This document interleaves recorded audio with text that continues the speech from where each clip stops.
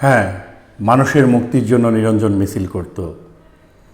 আমি শুনেছি নিরঞ্জন বলছে, তুমি দুষ্কৃতী মারো, বাঙালি মারো, হিন্দু মুসলমান মারো, তামিল গেরিলা মারো, এভাবে যেখানে যাকেই মারো না কেন ইতিহাস লিখবে যে এত মানুষ মরেছে। বড়ই করুণ এবং বড়ই দুঃখজনক। শক্তির সপক্ষে তুমি যারই মৃত্যু উল্লেখ করে উল্লাস করো না কেন, মনে রেখো মানুষ মরেছে। এই ভয়ঙ্কর সত্য কথা নিরঞ্জন বলেছিল। মিছিলে হাত উঁচিয়ে বলেছিল, এভাবে মানুষ মারা চলবে না, মানুষকে বাঁচতে দাও।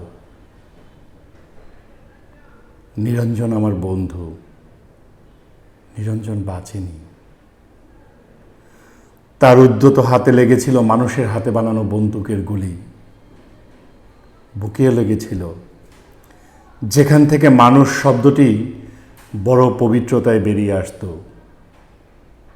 সে লাশ আমার বন্ধু নিরঞ্জনের লাশ। আমি দেখেছি রক্তাক্ত ছিন্ন ভিন্ন লাশ মানুষ কাঁধে করে তাকে বয়ে এনেছিল মানুষের কাছে।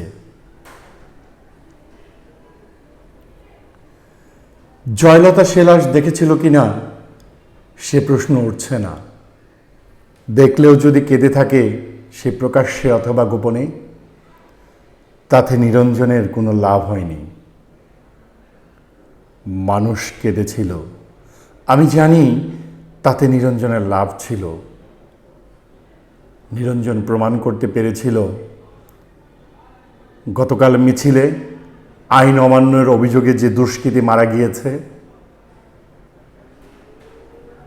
তার নাম নিরঞ্জন। সে আসলে মানুষ। আবৃত্তি করার চেষ্টা করলাম কবি ভাস্কর চৌধুরীর আমার বন্ধু নিরঞ্জন কবিতার অংশবিশেষ। ধন্যবাদ সবাইকে।